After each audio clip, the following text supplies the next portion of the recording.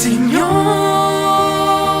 enséñanos a orar, enséñanos a amar, para que se haga en mí tu voluntad. Te doy gracias porque has hecho demasiado,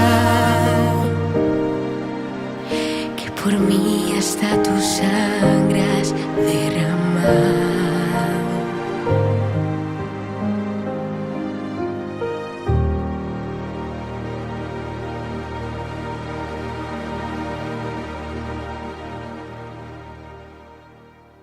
Mis queridos peregrinos, muy buenos días. Miren a dónde nos ha traído la providencia de Dios. Ahora les vamos a mostrar con nuestro supermapa tecnológico dónde estamos. Estamos en el así llamado Monte Arbel. Estamos detrás de Magdala y el mar de Galilea, aquí en el fondo precioso. Y he querido venir aquí por una razón. Vamos a hablar del nuestro, Padre nuestro, que estás en los cielos o que estás en el cielo. Vamos a pensar, a reflexionar qué significa eso con el catecismo. Y pensé, este cielo, este panorama, este horizonte maravilloso es el que veía Jesús, probablemente el que veía mientras enseñaba a sus discípulos a orar. Y en todo caso es el horizonte que Jesús veía en los amaneceres después de sus noches de oración. Después de pasar la noche en oración, Jesús veía el amanecer en este cielo, pensaba en la grandeza, en el amor, en la providencia de su Padre Celestial, y pensé que también a ustedes les gustaría venir y experimentar un poco estos panoramas maravillosos. Vamos a ver el supermapa tecnológico, a ver si se ve bien, si no tenemos reflejos raros, se ve bien. Aquí está el mar de Galilea, toda esta es la Galilea que conocía y que recorría Jesús. Hemos estado varios días por aquí, hemos estado por aquí en Hipos y hoy estamos por aquí. Estamos exactamente aquí este es Magdala, al lado de Magdala, en el monte Arbel, y tenemos detrás todo el horizonte del mar de Galilea, y allá en el fondo tenemos lo que actualmente son los altos del Golán. Vamos a tener aquí nuestra catequesis hoy sobre nuestro Padre nuestro y sobre estás en los cielos. Vamos a contemplar este cielo, a tomar inspiración de él, y para eso vamos a hablar de nuestro Padre Dios que está en el cielo.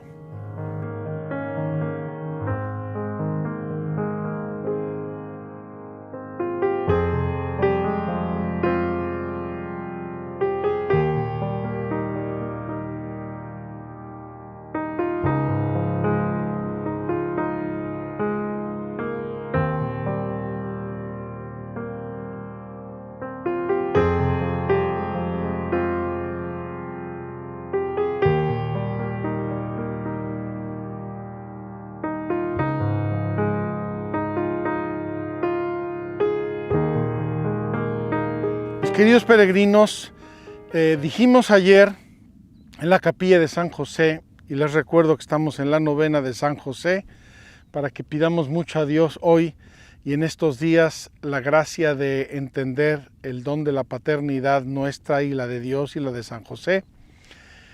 Les decía que los cielos no son un lugar, sino un estado, el estado propio de Dios. Nuestro estado es el propio de nuestro, y cada ser tiene su propio estado y su propia ubicación en toda la creación, y Dios está por encima de toda la creación porque Él la hizo, Él la creó, Él nos la regaló.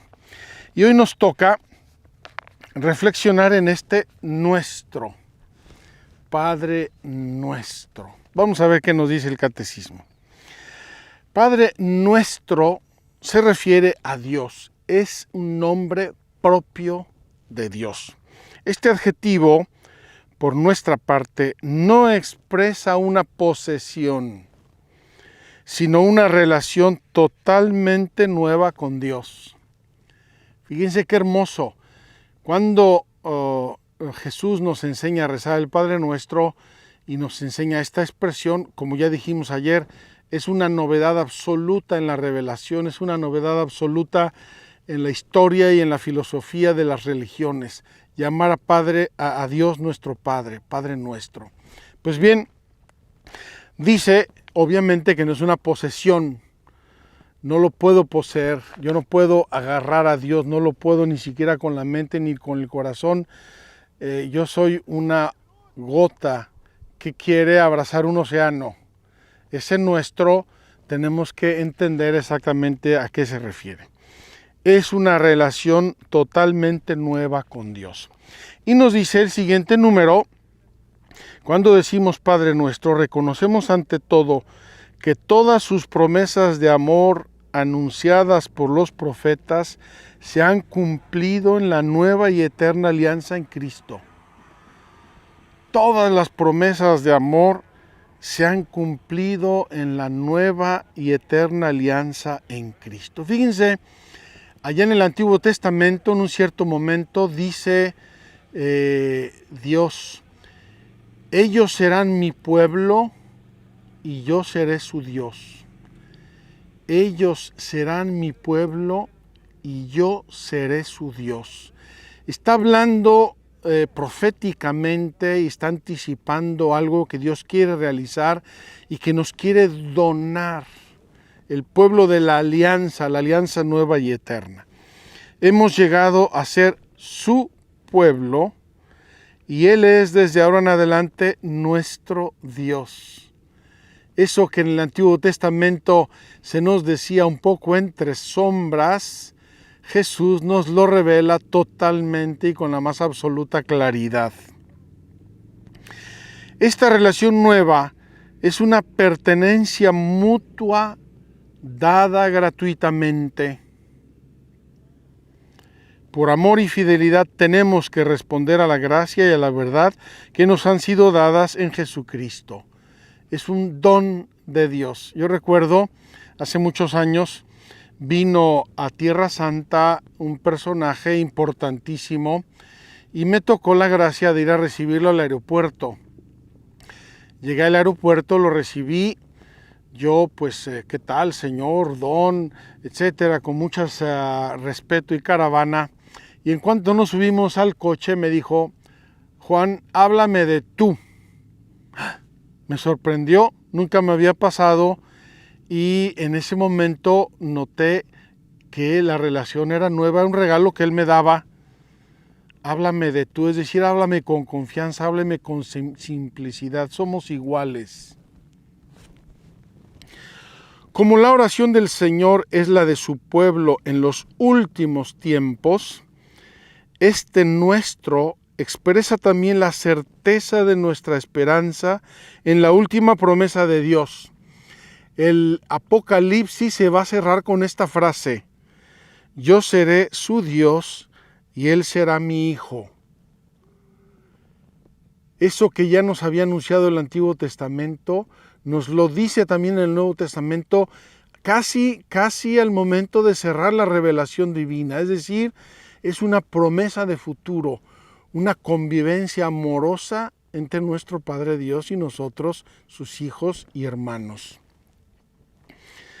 Al decir Padre Nuestro, aquí el Catecismo quiere hacernos una aclaración hermosa y muy profunda. Cuando nos dirigimos a Dios, yo recuerdo hace muchos años, una persona me decía con una cierta zozobra: oiga, Padre, no sé cómo le hace usted para rezar. Yo cuando rezo, no sé si dirigirme a Dios Padre, a Dios Hijo, a Dios Espíritu Santo, a la Virgen, como que me pierdo un poco, ¿a quién me dirijo? Tenía mucha razón y era un momento importante en su crecimiento espiritual. Yo le respondí: mira, cuando tú comes con tu familia, estás con tus padres, tus hermanos, primos, los abuelos, pues cambias de uno a otro tranquilamente, con familiaridad, y así nos tenemos que dirigir a Dios. Cuando nosotros nos dirigimos a Dios Padre, dice el Catecismo, es al Padre de nuestro Señor Jesucristo a quien nos dirigimos personalmente. Dios es Padre primera y propiamente porque es el Padre del Verbo eterno de Dios. No dividimos la divinidad, no hacemos una mezcla, no estamos dirigiéndonos a una nube impersonal. Es Dios Padre, el Padre de Jesús, y el Padre y Jesús nos dan a su Espíritu Santo. No dividimos la divinidad, ya que el Padre es su fuente y origen, sino que confesamos que eternamente el Hijo es engendrado por Él y que de Él procede el Espíritu Santo. No confundimos de ninguna manera las personas, ya que confesamos que nuestra comunión es con el Padre y su Hijo, Jesucristo, en su mismo Espíritu Santo. La Santísima Trinidad es consubstancial e indivisible. Cuando oramos al Padre, le adoramos y le glorificamos con el Hijo y el Espíritu Santo. Me parece muy hermosa y muy pertinente esta distinción porque por algún motivo nosotros creemos y adoramos en un Dios que es Trinidad, un solo Dios verdadero, tres personas distintas. Y así, a veces podemos dirigirnos al Padre, a veces al Hijo, a veces al Espíritu Santo, a veces a Dios, Trinidad.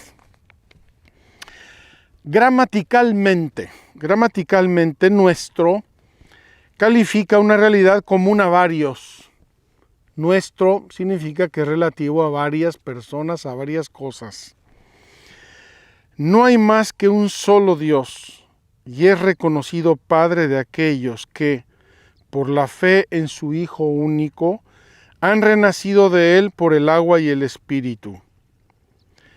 Y aquí, obviamente, tiene su fundamento con toda razón el concepto de iglesia, comunidad, asamblea, el grupo de los llamados. La iglesia es esta nueva comunión de Dios y de los hombres. No hay una persona sola que pueda tener una religión. Ahora sí, porque todo el mundo inventa lo que se le da la gana. Pero eso no es verdad.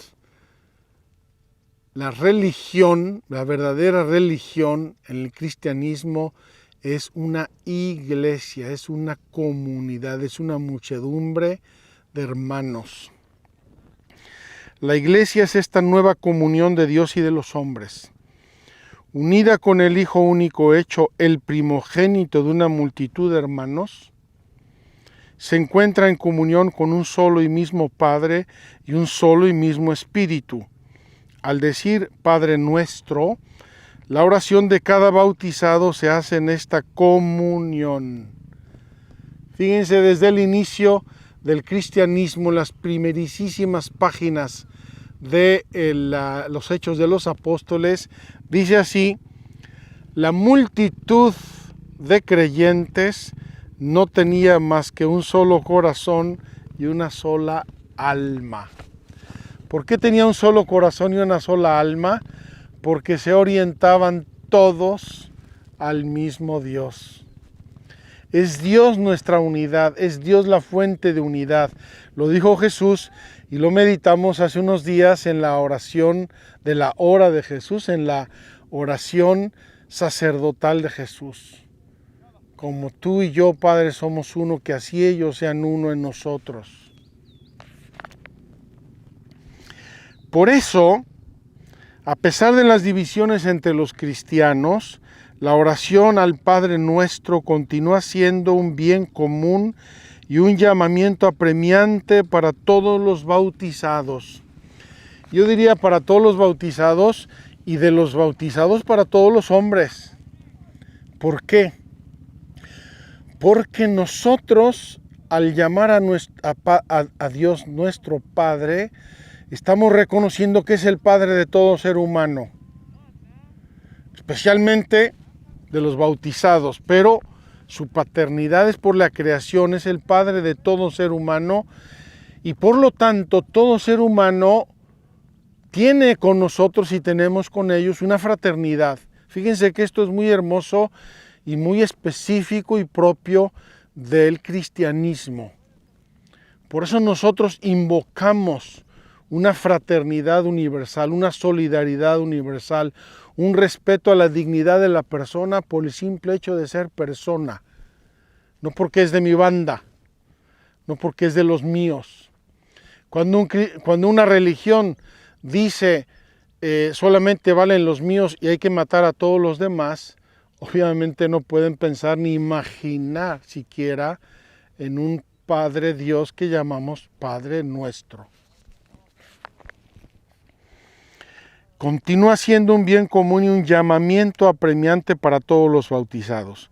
En comunión con Cristo por la fe y el bautismo, los cristianos deben participar en la oración de Jesús por la unidad de sus discípulos. Y yo diría, por la unidad de todos los seres humanos. Por eso San Pablo nos dirá, un solo Dios, una fe, un bautismo, un solo Dios y Padre, un solo Dios y Padre. Qué hermosa confesión de fe, qué regalo de Dios para nosotros. Un solo Señor, una sola fe, un solo bautismo, un solo Dios y Padre. Nos va a decir San Pablo con toda propiedad. Aquí yo tengo que decirles que vivir en Jerusalén 16, 17 años me iluminó mucho sobre muchas realidades humanas. La parte humana de la iglesia, cuando uno va al Santo Sepulcro y ve coptos, sirios, ortodoxos, anglicanos, de todo tipo de cristianos, dice, qué pena que estemos divididos. Qué pena. Y una vez invité a un ortodoxo a rezar el Padre Nuestro y no quiso rezar conmigo el Padre Nuestro. Me dio tanta pena. Dije, no estamos recibiendo la comunión, estamos rezando el Padre Nuestro. Por último, si recitamos en verdad el Padre Nuestro, salimos del individualismo, porque de él nos libera el amor que recibimos. El adjetivo nuestro, al comienzo de la oración del Señor, así como el nosotros de las últimas 4 peticiones, no es exclusivo de nadie. Para que se diga en verdad, debemos superar nuestras divisiones y los conflictos entre nosotros. El Padre Nuestro es una tarea también de construir la unidad, superar las divisiones, limar las asperezas. Es como una familia. Entre los hijos a veces surgen divisiones, malos entendidos, discordias. Pues bien, para que la familia permanezca unida hay que superar esas cosas, hay que pasar por encima, y también en la iglesia se nos invita a pasar por encima de las divisiones y a buscar la unidad, porque el nuestro nos saca del sentido de grupo, de banda, de individualismos. Los bautizados no pueden rezar al Padre Nuestro sin llevar con ellos ante Él a todos aquellos por los que el Padre ha entregado a su Hijo amado. El amor de Dios no tiene fronteras. Nuestra oración tampoco debe tenerlas. Orar a nuestro Padre nos abre a dimensiones de su amor manifestado en Cristo. Orar con todos los hombres y por todos los que no lo conocen aún, para que estén reunidos en la unidad. En la oración sacerdotal, Jesús reza por los que un día van a creer, por los que un día se van a acercar. Esto lo decimos preciosamente en la 4ª plegaria eucarística. Los presentes, los aquí reunidos, los que te buscan con sincero corazón, los que aún no te conocen. Esta solicitud divina por todos los hombres y por toda la creación ha inspirado a todos los grandes orantes. Tal solicitud debe ensanchar nuestra oración en un amor sin límites cuando nos atrevemos a decir Padre Nuestro. Esta oración del Padre Nuestro nos educa a amar y a reconocer la dignidad de todos y cada uno de los hijos de Dios. Sean de la raza que sean de la religión que sean del color que sean. Son personas humanas, son hijos de Dios y entran en la petición del Padre Nuestro porque es Dios de todos. Aunque no le conozcan, aunque no tengan la gracia de haber recibido el bautismo como nosotros. Pasamos al último párrafo de este artículo, que estás en los cielos. Ya ayer hablábamos un poco y lo repetimos, que estás en los cielos no se refiere a un lugar, sino a un estado, el estado propio de Dios, que decía el catecismo, ¿dónde está Dios? Está en el cielo, en la tierra y en todo lugar. Aquí Jesús nos enseña a rezar al Padre Nuestro que estás en el cielo como esa presencia, ese lugar, ese modo de ser que es el cielo. Yo creo que quien esté con Dios, esté donde esté, está en el cielo. Esta expresión bíblica no significa un lugar, el espacio, sino una manera de ser. No el alejamiento de Dios, sino su majestad, su grandeza, su ser. Dios Padre no está en esta o aquella parte, sino por encima de todo lo que acerca de la santidad divina puede el hombre concebir. Como es 3 veces santo, está totalmente cerca del corazón humilde y contrito. Fíjense qué hermoso. Nosotros en la oración, en la misa, que es la oración por excelencia, decimos santo, santo, santo. Gloria, Cordero de Dios, Cordero de Dios, Cordero de Dios. Esta repetición triple que hacemos en muchas oraciones es propia de la adoración de Dios. Es como un clímax, es como una escalera, es como una ascensión al estado propio de Dios.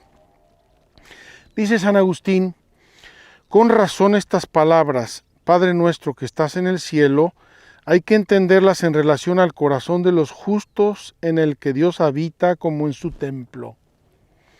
Por eso también el que ora desea ver que reside en él aquel a quien invoca. Fíjense qué hermoso. El cielo ya no es un lugar lejano, sino es la presencia de Dios en mi hermano, en quien reside. San Cirilo de Jerusalén. El cielo bien podía ser también aquellos que llevan la imagen del mundo celestial y en los que Dios habita y se pasea. ¡Qué maravilla! Me referían de unos padres de familia que recibieron a su hijito pequeño, hijita, recién bautizado. Lo recibieron el día de su bautismo y los dos se pusieron de rodillas, besaron el pecho de su hijito, de su hijita, diciendo, recibimos un templo de Dios, recibimos un sagrario viviente y ambulante. Qué hermosa esta consideración de un Dios que no solamente está en el cielo, en la tierra y en todo lugar, sino sobre todo está en el corazón, en el alma de quienes lo aman y de quienes observan sus mandamientos. Con razón, el capítulo 14 de San Juan nos presenta unas expresiones que a mí me conmueven mucho. El que me ama guardará mi palabra y mi Padre lo amará y vendremos a él y pondremos en él nuestra morada. Amo a Dios, lo obedezco y viene Dios y habita en mí.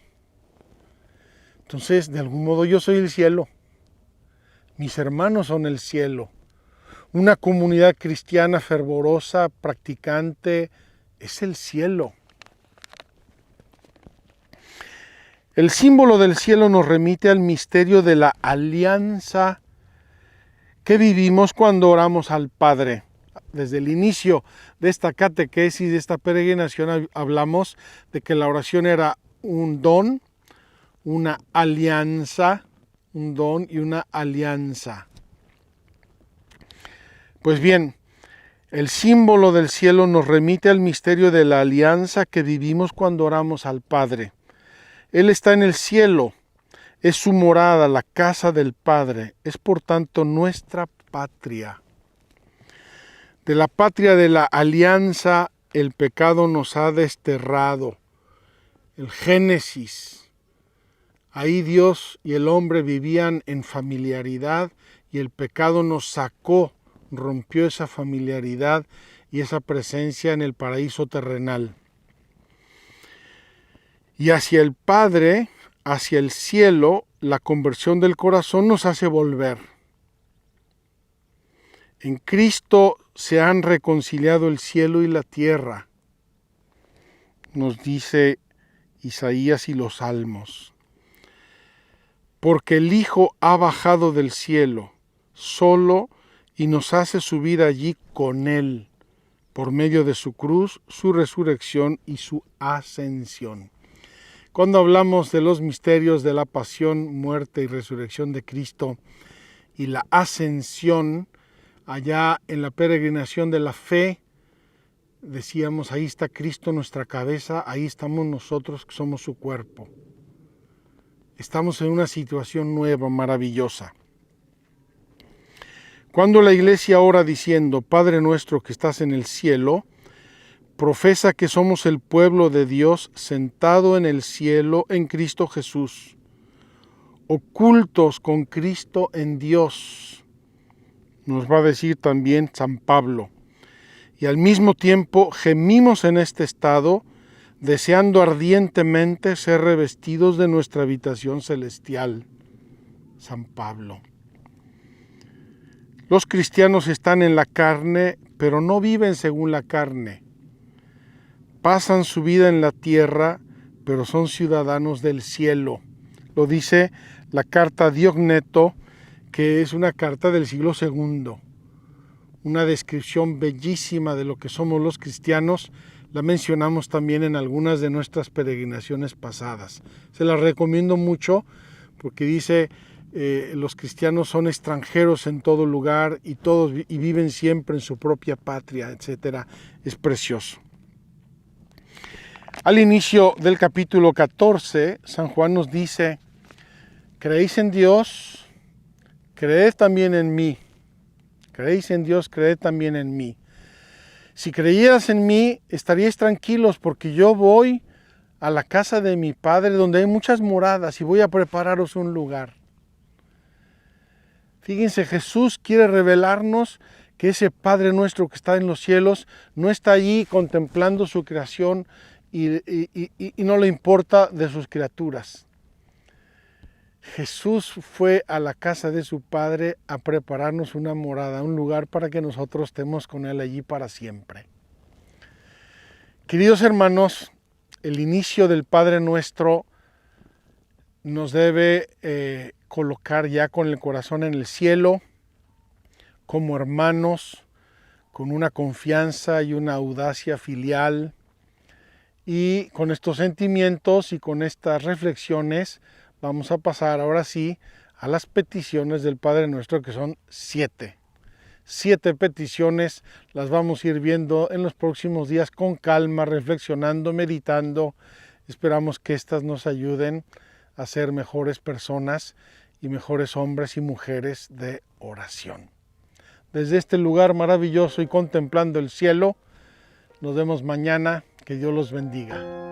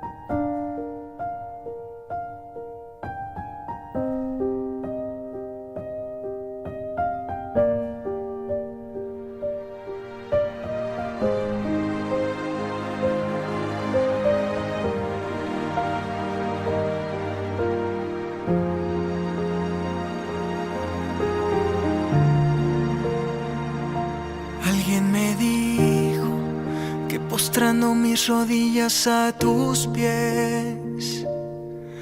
Estarías cuando te necesitará. Me contó de aquella paz en tu presencia que nos encuentra cuando estamos en tu ausencia. Alguien me dijo que no importa si es la noche o la mañana, que no hay hora para acercarme a ti.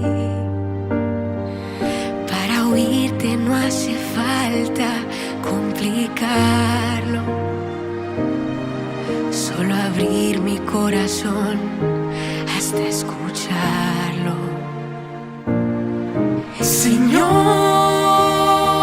enséñanos a orar, enséñanos a amar, para que se haga en mí tu voluntad. Te doy gracias porque has hecho demasiado, Que por mí hasta tu sangre has derramado. Señor, enséñanos a orar, enséñanos a amar y que se haga en mí tu voluntad. Te suplico tu perdón si te he ofendido.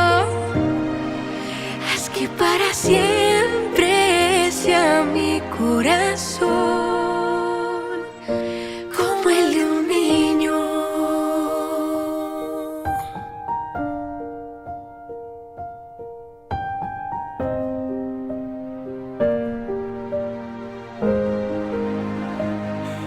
Alguien me dijo que eligiera de tu vida algún misterio, que lo humano también puedo meditarlo.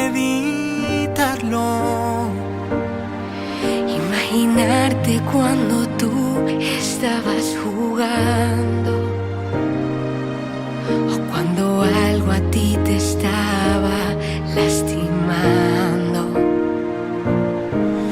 Señor, enséñanos a orar, enséñanos a amar, para que se haga en mí tu voluntad. Te doy gracias porque has hecho demasiado, que por mí hasta tu sangre has derramado.